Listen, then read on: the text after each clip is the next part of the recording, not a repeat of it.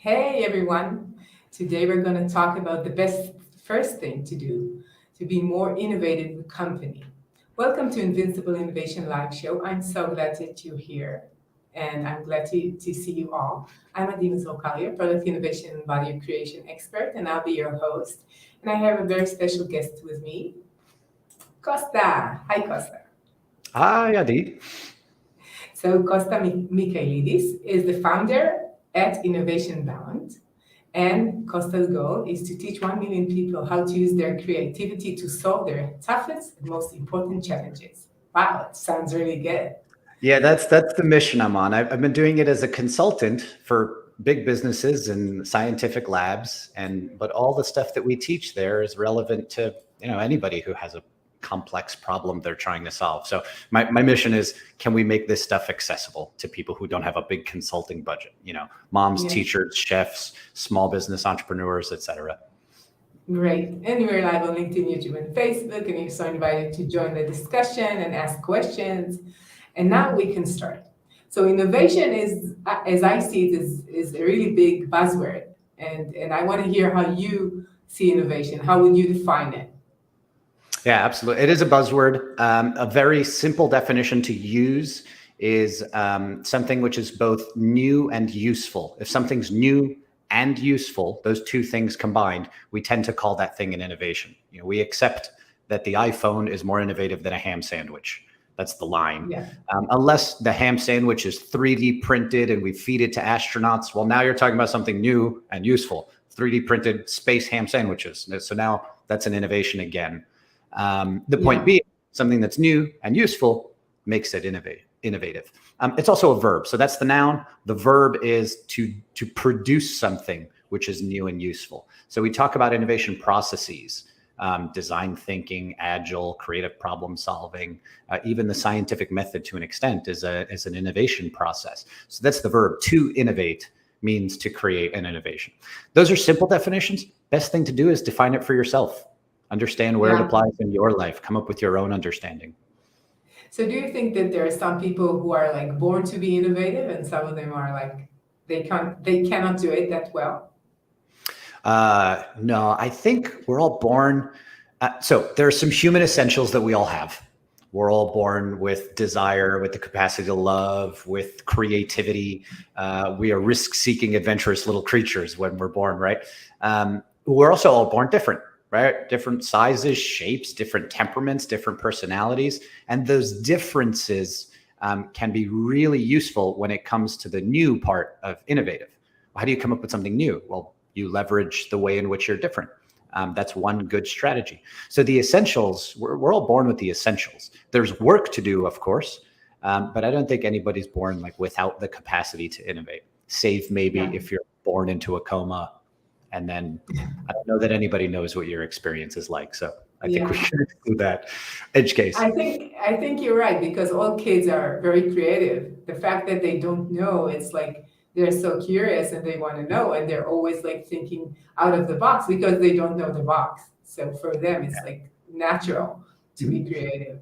And I think that's Picasso's famous quote, right? We're all born artists. The problem's to remain as an artist as we get older. Something like that. I don't know if I have that. Yeah, it makes sense. And the when going to school and going like through the path of life, what's meant for us, we're being more, I would say, going with the rules or going with the status quo, and then being less creative, less being individual, less thinking for ourselves, thinking differently, I guess.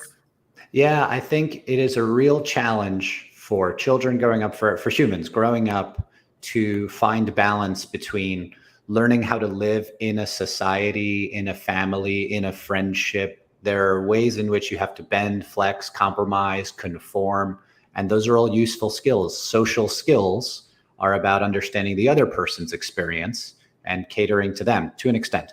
They're also about honest expression of oneself. And so in all that, you can lose your creativity. And And so it's a Yeah. fun balance to grow up and try to do. It's also fun if you don't balance it and you lose your creativity and someone told you you sing like a chimpanzee and you took it seriously and you stopped singing forever. And then when you're 19 and you're in a crazy relationship and the person tells you, actually, you have a beautiful voice, and the whole thing comes back for you and your creativity reawakens. Some people have that story. It's a beautiful story to find your creativity again. Yeah, I think that the question is, do we stick to what is important for us? And if creativity and even creation in like creating new things is so important for you, and you want to be curious and to think about what could be, I think you stay a bit more creative than, okay, like we know what's gonna be, we know what is needed, we know what is demanded from us, we know what is expected from us, and then we go to be more and more narrow, actually. Mhm. And Yeah, you see it like in the way that we teach our kids. I have 4 kids, and I think about it a lot. What do they need in order to really succeed in life?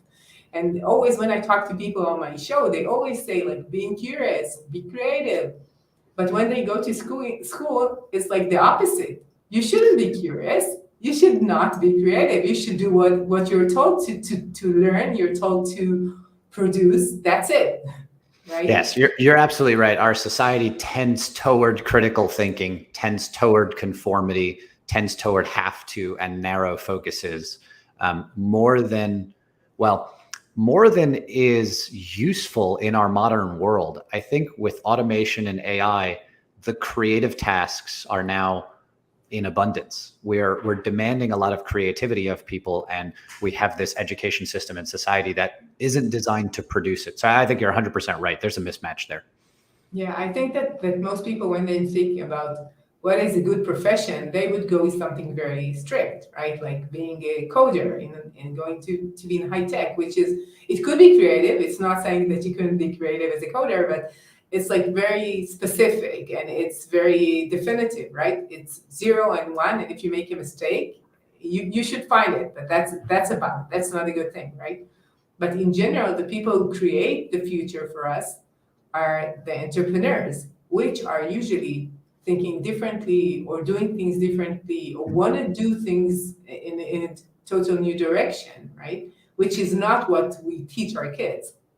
Yeah, absolutely. I think the way I like to think about innovation and the societal sort of benefit and all of that is there's breakthrough innovation. So there are people who do the the $1 billion breakthrough or whatever it is. They take us to space for the first time, or they invent a new thing. And you don't even need high tech for this example. If you zoom backward in history all the way to prehistoric times, someone somewhere probably, quote, invented music, or someone did it for the first time. But is the breakthrough innovation where the value was, or is it every song, lyric, rhyme, rap, beatbox since then? That's where the value is. And those are the everyday innovations. So you could think of it as like invention gets us going, and innovation provides all of the richness and breadth that we get from that. So we have people in our society who will unlock teams. Really, no individual does this. Teams of people who will unlock those doors and create new possibilities. And then we have the everyday innovation that we get to do as a result of there being this whole new direction we can go in: space, synthetic biology, whatever else. Do you have the feeling that sometimes people create something or invent something just because they could, and just because it's like it could be done, not because it should be done sometimes? Yes. Okay. So 2019 in the springtime, February 2019, I think is the date.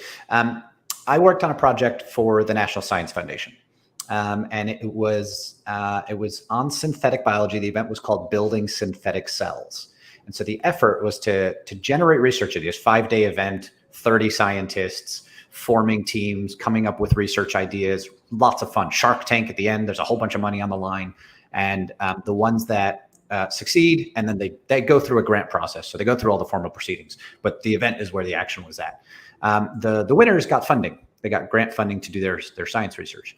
And so the theme of building synthetic cells, like just because we can, should we, was very prevalent. We had 3 ethicists in the room, like scientists whose background is ethics, bioethics, et cetera. So we bake in the ethics when we do stuff like this. And it's important to do so because, you go back 80 years and you think about nuclear weapons and you go, oh, should we have, should we not have, should we have done that differently? You have a lot of really serious questions. Just because we can't doesn't necessarily mean we should. Now, do or don't is too narrow.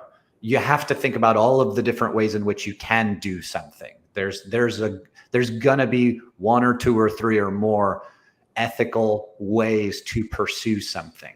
It's not necessarily about do or don't. That's rather limiting when we look at things as black or white. But yeah, certainly you have to bring ethics in the room when you do stuff like that. Yeah. So you mentioned firsthand. Yeah, I totally agree. Sometimes I feel that people are so enthusiastic about the fact that something is new and it's innovative. Well, wow, we've never done it, but does it mean that it's good for us? Does it mean that we should do it? Does it mean that the implications would be good for the users or for people who just like for society even? Yeah, something as harmless as social media has created an anxiety crisis among young girls in certain countries. And that's it's a pretty good example because, it's social media, it's harmless. It's like, no, it's not harmless. It's quite harmful. Here's the measurement. And that's just a simple example, never mind, hard tech innovations. What's another good example? Anyway, I'll roll it in my head and come back at you later in the podcast. When we have like something which is new, sometimes we misuse it, and afterwards we elaborate it for something else. For example, if I'm not mistaken, the print, the first time they invented the print, they did not use it for news or for scientific journals. It's more for common things like gossip and even porn, I think. That was what it was used at the beginning. So maybe we're just in the beginning of some of these technologies, and then we'll know. I truly hope. I don't know. That makes sense. I mean, look at what we did with the internet. A whole new medium. What do? We filled it with, gossip and porn and whatever else, to the point where most people thought no normal person would ever put their credit card or their real name on the internet. It was this big fear in the 90s. And then was the famous economist, Paul Krugman. He's a Nobel-winning economist. I think he said, when all this is said and done, we'll see that the internet has had as much of an effect on society as the fax machine. It's like, oh my God, no one's ever been more wrong. Let's see what could be there. So you just mentioned that you're working with companies, and the name of our podcast is the first thing you should do to be more innovative company. So that's the name, and we should answer that if we call the podcast this way, right? So what is it? What's the first thing? Absolutely. So it's a big space. There are a lot of consultants, there are a lot of experts, there's people who've done it in their own companies, and there are different recommendations that are out there, and they change over the years. What we've found works really well is something called, we basically mine for stories. We look for stories inside of the company. This work was pioneered by Ismet Mamnoon, Izzy, on our team. She did really, really beautiful work on this. And so the idea is that inside any organizational culture, there's already a little bit of innovation happening. At least there might be a lot. You don't know really until you look. And what you're looking for are stories about people in the company using their creativity to solve problems. And storytelling is easy and fun, and every we used to sit around campfires 10,000 years ago. It's an easy way to access sort of what's actually going on. You ask for stories, and you ask for stories about people using creativity to solve problems. That's the easiest way to do it. You don't need the word innovation. You don't need anything, buzzwords. You don't need anything super complex. It's just about where are people already using their creativity to solve problems. And what you'll find is a couple of things. You'll find who is doing it. You'll find how they're doing it, what processes they're using. You'll find out which resources they're leaning on to get it done. You'll find out culturally things like, why are they doing it? What's their motive? What are their values that they're operating from in order to do that? And what you see is a very opaque sketch of what your innovation culture is already like. So before you hire the consultants who know what the innovation, the big cultural organizational change initiatives, before you go investing in some madness like that, just ask for stories. Figure out how people are already doing it in your company. And then look at who, how, look at the resources they use, look at why they do it, and look at the outcomes. Look at the specific outcomes that they're producing by using creativity to solve problems. And you'll see where you're already getting started. This is more of an organic approach, right? You see how you're doing it, and then you grow from there. So that's the best. Could you give us an example for that? Give us a good story. Yeah, sure. Like somewhere like AOL, this is from work from a long time ago. Somewhere at AOL was quite chaotic. And so AOL literally brought America online. They followed through on their brand promise. They did it. It's on them, which is really cool and celebratory. They made a bunch of money in the process, and then they went and they got old and stale, and other internet companies came up, and Amazon and Google and blah blah blah. AOL had a bunch of money because they had successfully done their thing, sold a bunch of ads, and collected a big pile of cash. And they started buying a bunch of different online outlets. Huffington Post is something that AOL owns, and there's a bunch of other small media internet companies and so forth. So you're talking about a big company with a lot of legacy, and then a whole bunch of little companies inside of it. And that was the environment. And so if we weren't doing mining stories back then. We were doing other things. But if we were to go look at the stories based on the experience I had with the people there, you would have found that there are lots of projects going on in lots of different directions, producing lots of different outcomes. It was quite chaotic. There's good in that chaos, but there's also like, what's the strategy? How does all this come together? Like they could have easily just spun things out left and right in different directions. It isn't necessarily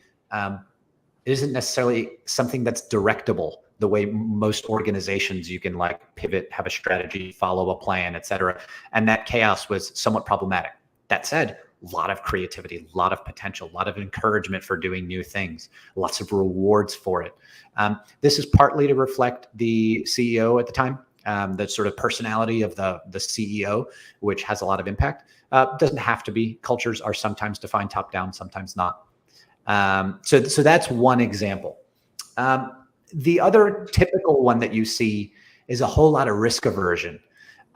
So the people using creativity to solve problems only when they have to. They're facing this problem. Manager never told them how to solve it. They're scared to ask. So this is when they deploy their creativity. So it's very sort of hushed and not rewarded. But the results they produce are improvements in efficiency, or improvements in costs, or something else like that. So you have these highly risk-averse giant corporate cultures. That's another very common sort of style of creativity that you'll find. In those, what we would do is if you're training sort of frontline people, you would teach them to build credibility with their bosses, managers, colleagues around particular ideas. You would teach them to do stealth innovation. They would be doing it, without some top-down, strategy in place. And that's okay. It's a good way to start. If you're seeking to really be a disruptor, to really be a big disruptor in your marketplace, then that's not going to cut it. But it's a useful way to invite sort of front lines to start. If you're working with executives top down, then you do something else. Those are two examples. Yeah, I totally understand what you're saying. And you mentioned creativity several times. Do you think it's so important for innovation, and why? Yeah, creativity is the core of innovation. Creativity is something we're all born with. It can look different from person to person, but that's what makes it beautiful, what makes it work. It gets punished, as we've talked about in schools traditionally. As you go through an education process, it's always recoverable. It's always there. And creativity is a set of skills, because we use that word when we're talking about 1 skill, 2 skills, 10 skills. It's really hard to sort of pinpoint. So let's say creativity is a capability. It's a group of skills that you can deploy, including thinking differently, like asking questions that don't typically get asked. That might be a specific part of creativity. Another part might be imagination and the ability to generate lots and lots of ideas or possibilities. That's another kind of component of it. Another one might be identifying assumptions that you have and breaking or changing those assumptions so that you could take a new perspective or think outside the box. These are sort of phrases we use. And they all lump under this phrase, creativity, and they're all generative skills.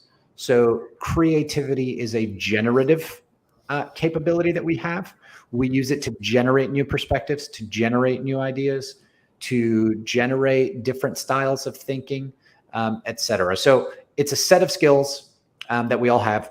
We're born with them to an extent, and you can train them and make them better. Like you can train the individual skills and get better at them. And they're all quite generative. If you understand creativity, you also, by extension, understand critical thinking. Critical thinking is that thing we were all taught in school. And, if we passed our classes, we understood.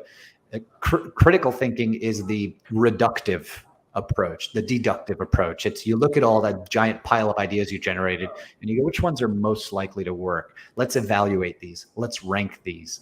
Let's select the ones that work the best. Let's think which of these possibilities is the root cause of the problem. This one, most likely. Okay, let's work on solving that one.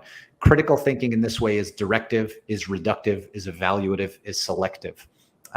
So in the psychology literature, you will find the words divergent thinking and convergent thinking. In layman's terms, you find the word creativity or creative thinking and critical thinking or evaluative thinking or something like that. And we're really talking about that going out, go back in, go back out, go back in. So generate lots of possibilities, pick the ones that work best. Generate lots of possibilities, pick the one that works best. I call that the heartbeat of creativity, or the heartbeat of innovation. Yeah. It reminds me of, my first degree is in design. My second degree is in cognitive science. And I always love to learn about it. So I heard the podcast not long ago. And he mentioned about researching very creative, artistic people. And they measured their brain creativity and capabilities and what are the structures that are working in the brain while they're creating something. Let's say I write a new poem, whatever. So these people are aware of the capacity of going outside, searching for the ideas and going and looking for things and then creating and then coming back to where they're doing and then fixing it, which is very, very similar to what you're saying. Like you go outside and you have so many ideas, but in the end, you need to be critical about your creation.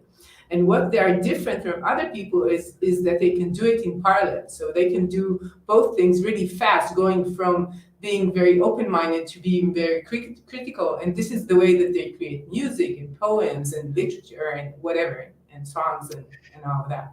Yeah, the science around this is fascinating. So when we teach this stuff and we train people, it's a very frontal lobe kind of an exercise. It's very cognitive. We're having people actively do this stuff. So with the scientists we mentioned earlier, building synthetic cells, we had them come up with probably 150, maybe 200 potential research ideas. These are like 1 or 2 sentences on a Post-it note on the wall. So they came up with a couple of 100, 150, maybe 200, somewhere in there, potential ideas. And then they selected the ones that were going to work the best. But if you go look at improv theater and you watch improv performers, it's like they do that whole hours-long process in their head instantly, and they give you the funniest joke possible. And then they do it again a second later, and then again. It's like, how could they possibly be doing it that fast? So that's a huge and interesting mystery in the neuroscience part of this. Yeah, and I think that sometimes these very, very creative people, they do find their, everybody grows up and finds their niche, right? More or less. But it seems that when you're growing up, or when you're going through the educational system at least, it's like things that you were never taught and they were never really appreciated, right? Like being a comic, the ones who are the class clowns. This is what they're doing. But they were punished. Yeah. Yeah, of course. It's like, this is not what you're supposed to do. But these people who did persist with it, maybe they found themselves doing it more. So I want to ask you about the 5 foundational habits of great innovators. Yeah. So this is part of the course I'm building. It's called Innovation 101. And the 5 habits that we focus on. So we talk about habits, first of all, because everybody's got hidden superpowers. One of them that's really cool is called the Mammalian diving reflex. This is about breath hold diving. This is free diving, which is really cool, which I've gotten into over the last many years. And it's accessible instantly. Like in a 2-day class, you can get to a 3-minute breath hold and a 65-foot or a 20-meter dive. And it's insane how quickly you can access this superpower. These are aquatic adaptations that we all have. You could be born in the mountains, you could live in the desert, doesn't matter. You still have these inbuilt adaptations for the sea. Creativity is another one of those. It's this superpower hidden inside of you that you've always had that you can access. You can't like instantly do it at super high performance or like performance that would surprise people. Like you can't expect on day one to blow yourself away with your own creativity. It happens occasionally, but I can't lead with that with a group and be like, you're going to do something you never thought you could do. Like day one, if you give me 5 days, I can get people there. But in one day, it's a lot harder. So habits are the path to being just masterful innovators. You have to actually develop the habits and build skill over time. The 5 skills that I think are best to focus on at first are taken from what I've seen in the field with business leaders and scientists. They're also taken from some research I've done around the Wright brothers and some innovators from the past, Tesla, et cetera. They're great innovators over history. And you see these examples. Picasso's another one. The first is come up with lots of ideas. Great innovators have this habit. They generate lots of ideas. If you look at Da Vinci's notebooks or Picasso's art, Picasso had like 40,000 works of art or something insane. It came out to like 2 per day or 1 every 2 days, something like that, where it was like, how do you produce that much art? Who else? There's a lot of examples of this. So come up with lots of ideas. We could dive deep on this one on the podcast, and I can show people, like I can show you how this one works. Just to go over the other ones. It reminds me this 10,000 hours of training for sports people. It's like they need to do it again and again, right? And the same, I've been like, master class. So I have. Yes, I've taken some. Yeah, I've taken some of them. So many of the writers there, they always indicate you should write. Even if you're feeling blocked, you should write or write. You could fix this afterwards, but you need to create something. And you could go from there. Maybe some of it will not be relevant for you afterwards, but this like creation and being proactive helps you to get to where you want, instead of like just thinking about, I cannot do it. I cannot like make this sentence or this part is not working. I would stop. So I think it's very similar to what you're saying. Absolutely. Writer's block is such an interesting one. I've definitely had the experience of like not having that issue. I've had it like when I was younger, I think because you get forced to write about things you don't want to write about. To do many things you're not supposed to really enjoy. So that's why. That part can be challenging. And then I think when you find your way to writing that you're interested in doing, that helps a lot to eliminate writer's block. And then the creativity training, I think, has a pretty tremendous effect on reducing writer's block. Namely deferring judgment. One of the things we try to teach people to do is when you're in the creative mode, be in the creative mode, and then you switch and you're in the critical thinking mode and you stay in the critical thinking mode.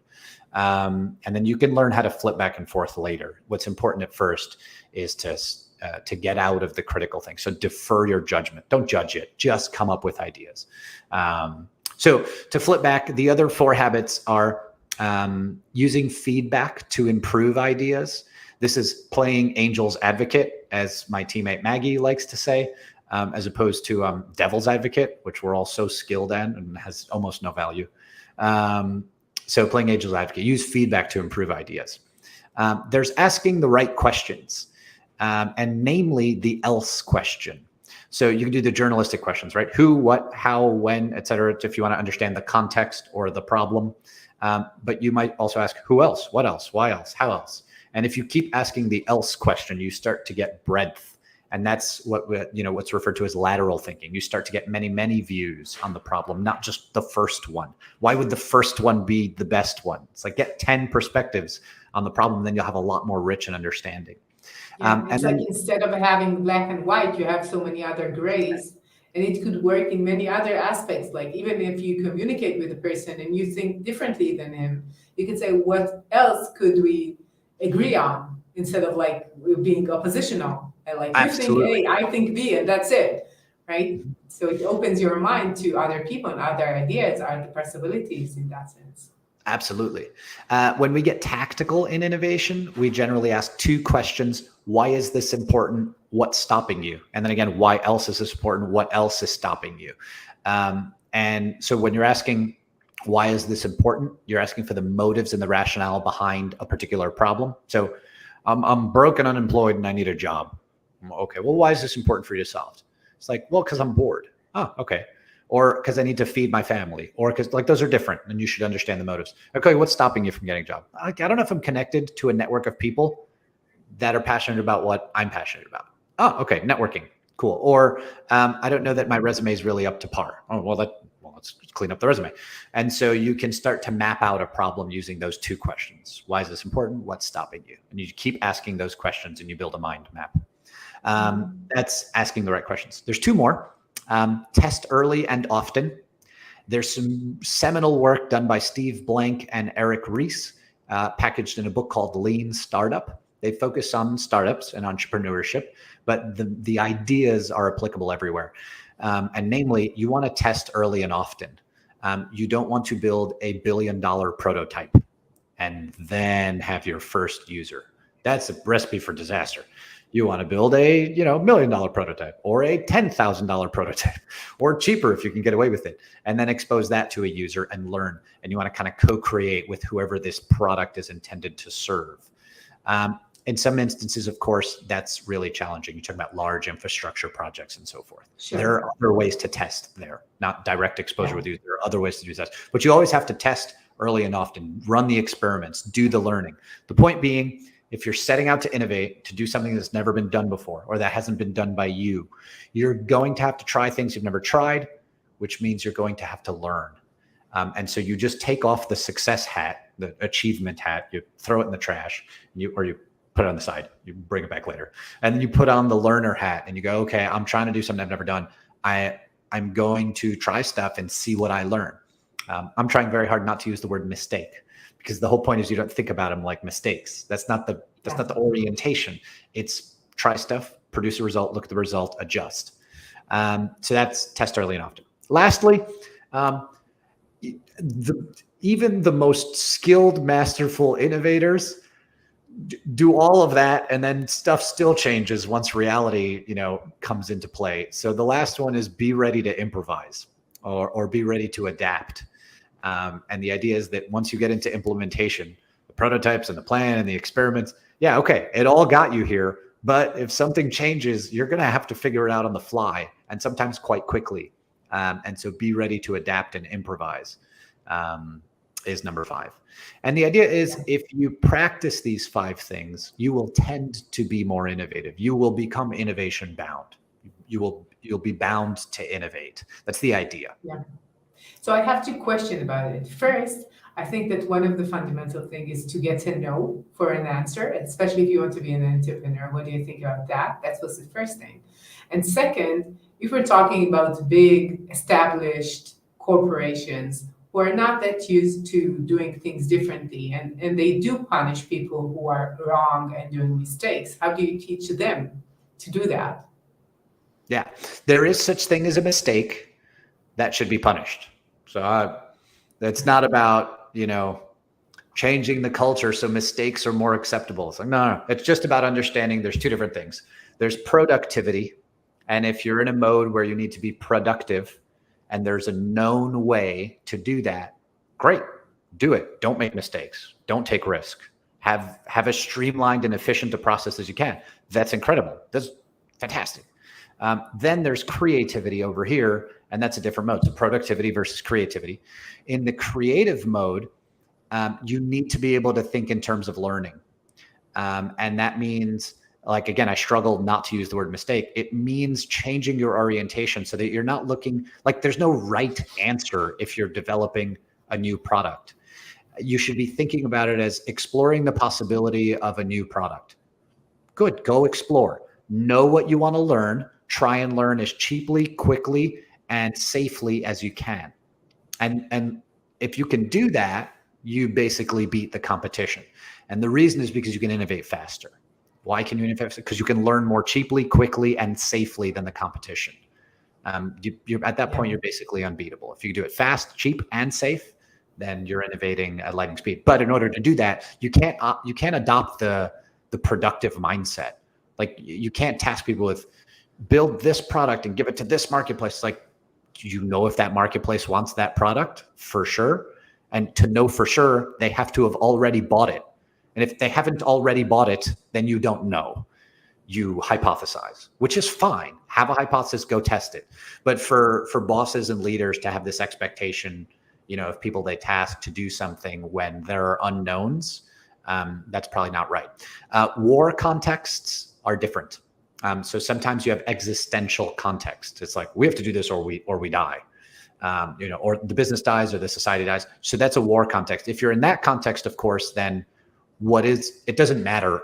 And firing people is absolutely the sufficient way to do it. You task somebody, this is the goal, don't care how you do it, get it done. And then they either get it done or not. You give them a month, and at the end of the month, they haven't done it. You fire them, try someone else. And at that point, you're really just swapping people out until you find one that can get the job done. And you basically need a testable amount of time. Is it a month? Is it 2 months? Like, what's the appropriate amount of time to give them? And once they've had that, then you kick them out, try the next person. And that's okay, because you're talking about existential situations. So there are always edge cases. Yeah. So I asked you what about the habit of getting a no for an answer? I'm not familiar. Is this where you keep trying to sell it until somebody says no? No, it's like getting used to the fact that sometimes, especially if you're an entrepreneur, you will hear no. And people, even inside an organization, if you want to drive something which is new, you would have a position. People will tell you, no, we cannot do it. We've never done it. It's too risky. It's too hard. You will get annoyed, and you need to be accustomed to that. Yeah. So absolutely. I went to high school as a boy. I heard no a lot from all the girls. So I'm well trained from a young age. So I guess I don't necessarily come with a lot of shame. So no hard personal experience to rely on. Doing sales is another way. So if you've ever done a sales job, you will hear no a million times and yes once. So yeah, that seems like a useful skill. When you're doing innovation, it's probably okay to orient with socializing your ideas, building credibility slowly. So instead of going to your boss and saying something like, I have a new idea I want to do. I need $20,000. Will you, give me a budget so I can try this? It's like, no, they're not going to give you a $20,000 budget to try a new thing. That's crazy. Depending on the level, right? So if you're 3 levels up from there, then the $2 million ask is the crazy one. The point is to move in small steps. And so if you really love this idea and you really love your company and you want to do it here, then what you might want to do is you look at it and you go, okay, well, what would I do first? Like, what are my first steps? Let me take those first steps. I'll say, hey, to my boss, I have this thought about how to improve our process. Here's what I've done so far. It's a sort of 1-page description with a few things to test out. I've done the first test. Here's the result I got. Can I use an hour every Friday from now on to explore the other ones? I think we can do a 10% efficiency gain or a 100% efficiency gain, whatever it is. Sorry, can't do 100% efficiency gain. By definition. And they'll say, sure, okay, yeah, you can use an hour on Fridays. That's really cool. And then you make progress and you share your progress and you ask for the next thing and you do it incrementally. I think that tends to be more effective than, pitching, hearing no, pitching, hearing no, pitching, hearing no. But yeah, I don't know. I say it with hesitation. I think it's a difference between being an entrepreneur everything outside, like having a startup, than being within a hierarchical situation within the company, and you're just new in the company and you're very low in the hierarchy. So it's really, really different. So I have like 2 more questions because we don't have that much time and we have many more. So can you test our audience creativity right now? Yes. Okay. This is a fun one. So put up 3 fingers and think of 3 superpowers.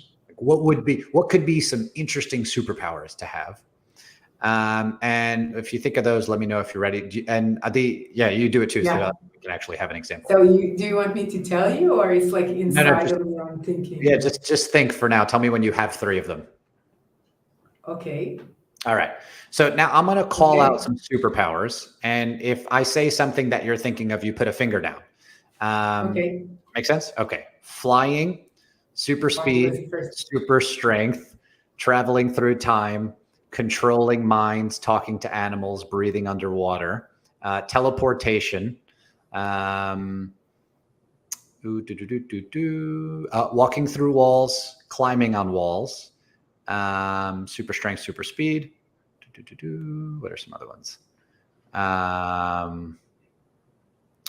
I'm forgetting that there's a standard list, but that's all I've got. Okay, so we got one of yours. What are the other two? The ability to laugh really, really hard. Oh, nice. I think it's like a superpower. Great. And really understanding people to their depth, like really understanding where does it come from. Not only mind reading, but really understanding where is the beginning of everything. How does it Very what cool. is like the concept? Yeah. Excellent. Very cool. Okay, so this is just a fun test, and the number of fingers you have remaining up are each, accent marks for your own creativity. So the lesson here is pretty straightforward. Actually, partly straightforward and then partly really interesting. So the straightforward part is when you try to come up with ideas for something, your mind reaches for the easy places first.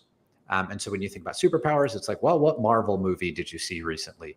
Or what did you read in comic books when you were a kid, in whatever your culture is, small cultural differences. And so for that reason, when we say come up with lots of ideas, one of the things we're doing is in a large list of ideas, you have a higher chance of having something new in there. But it goes beyond that. What happens when you generate a long list of ideas is you force your mind to go to weirder and weirder and more novel and more interesting places as you go on. So at first, flying, super speed, super strength, breathing underwater, traveling through time, controlling time, teleportation, blah, blah, things we've heard and seen. And then you start to get weird and interesting. And then as you keep going, you get more originality and you get higher concentrations of really interesting ideas. So you have like a super empathy that you talked about, really understanding people in their depth. You have the ability to grow any vegetable you want in your beard, the ability to harness political apathy as a renewable source of energy. These are some fun examples from when we've done it in the past. You get to really interesting things as you go on. And you have higher concentrations of interesting things as you go on. So the statistics help you. And then you get better and better results as you go, like you get compound interest, so to speak. And then the last thing is you get training. So as you do this, you teach your mind to look in novel places for answers to questions. And so there are two that have been research founded. The third one is my hypothesis. But potentially 3 different ways in which coming up with lots of ideas benefits you when you need imagination. There are, of course, times you do not need imagination. It's about productivity. It's okay, just be efficient, get the work done. That's totally acceptable. We don't have to be creative in every part of our lives. Yeah. So the last question is, what's your number 1 tip for leaders today? Oh, okay. Yeah, this was the hard one. You sent me some questions in prep, and this one I don't know that I had a good one for. I think my number 1 tip for leaders today is to find their courage.